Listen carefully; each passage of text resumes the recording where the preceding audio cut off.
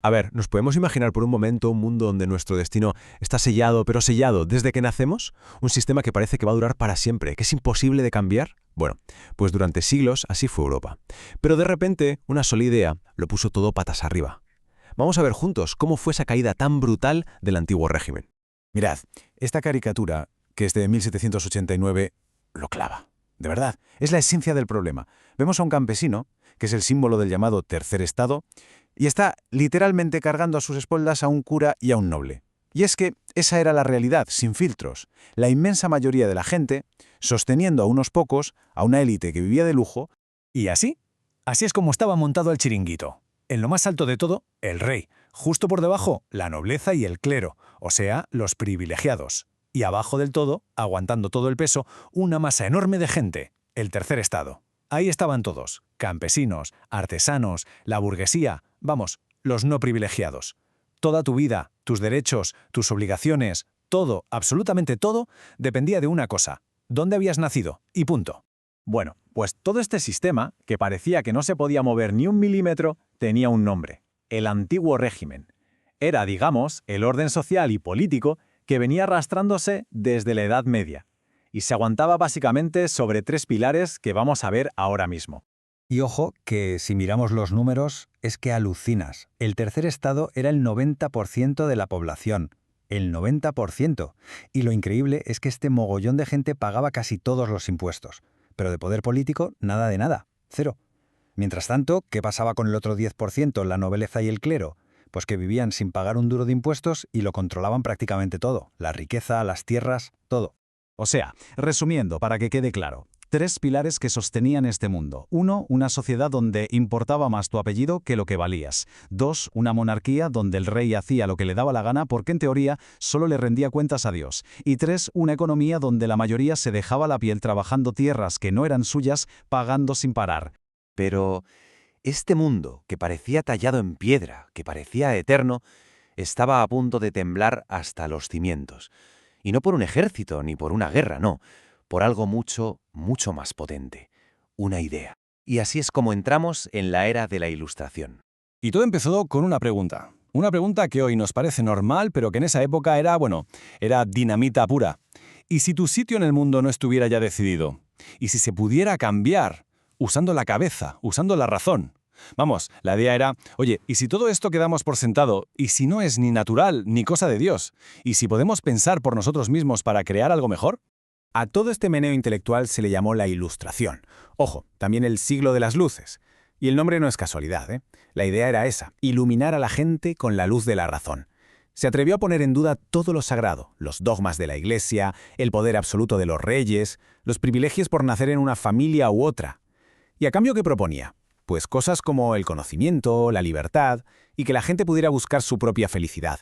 Casi nada. Y de aquí, de la Ilustración, nació una nueva forma de entender la política que lo cambiaría todo: el liberalismo.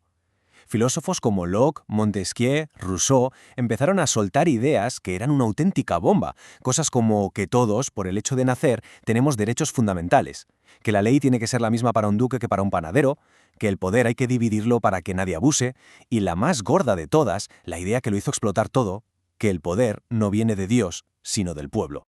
Claro, la pregunta es, ¿y cómo se extendieron estas ideas tan peligrosas para el sistema? Pues una de las herramientas clave fue la enciclopedia. Pensemos en ella como el Google de la época, pero en papel. Fue un proyecto gigantesco en Francia liderado por Diderot y d'Alembert. Y no solo juntaba todo el conocimiento que había, sino que de paso metía estas nuevas ideas de pensamiento crítico, de razón, de libertad.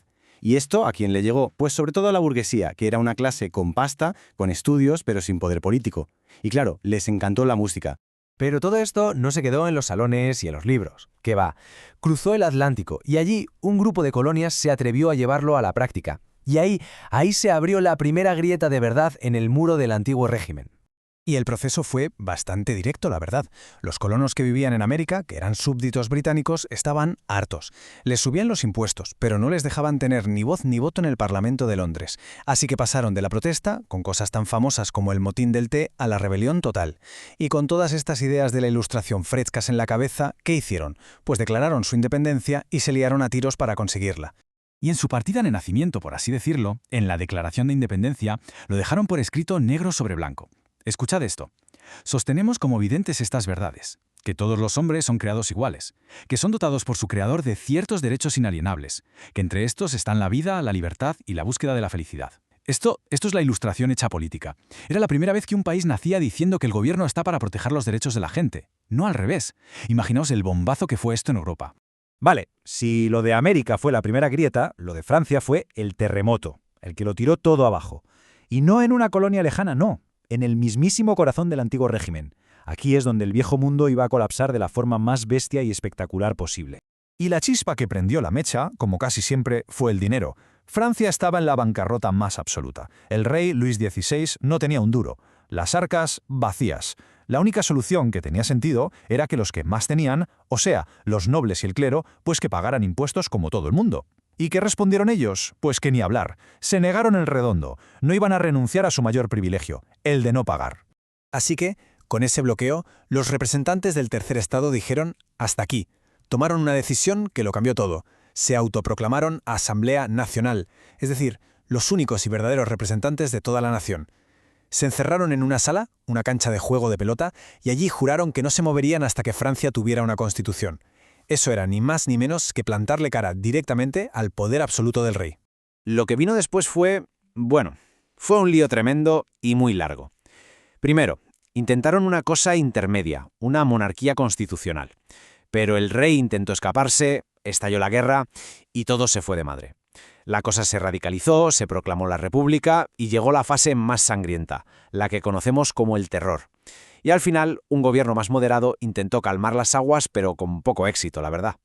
Es que el contraste es tremendo. Por un lado, tenemos esa imagen de unidad, de esperanza, de los primeros días en el juego de pelota. Y por otro, la cruda realidad de la guillotina durante el terror de Robespierre. Miles de personas ejecutadas, muchos de ellos los propios revolucionarios, y todo en nombre de la virtud. La revolución, como se suele decir, empezó a devorar a sus propios hijos. Y al final, después de 10 años de guerra, de caos, de inestabilidad, la revolución no acabó en una democracia estable, no, acabó con un golpe de Estado. Un general joven, ambicioso y brillantísimo, llamado Napoleón Bonaparte, se hizo con el poder. Y con él se acabó la revolución y empezó la era de Napoleón. Pero, ojo, aunque la revolución acabase con un militar en el poder, sus efectos, esos fueron para siempre. Ya no había vuelta atrás. El antiguo régimen estaba muerto y enterrado. Y de sus cenizas, lo que estaban haciendo era un mundo completamente nuevo. El cambio fue radical, de arriba a abajo. Donde antes había un rey con poder absoluto, ahora se hablaba de la soberanía del pueblo. Donde la sociedad se dividía por nacimiento, ahora se dividía por clases, por dinero, por mérito. Y la vieja economía feudal dio paso a la propiedad privada y al libre mercado. Básicamente estos son los cimientos sobre los que se ha construido el mundo en el que vivimos hoy. Y todo esto al final nos deja con una pregunta en el aire, ¿no? Estas revoluciones, la americana y la francesa, pusieron sobre la mesa unos ideales gigantescos. Libertad, igualdad, derechos. Han pasado casi 250 años, y si lo pensamos bien, la lucha por esos mismos principios sigue muy viva en todo el planeta. El antiguo régimen cayó, sí, pero la batalla por hacer que esas palabras tan bonitas sean una realidad para todo el mundo, esa quizá es la historia que nunca termina.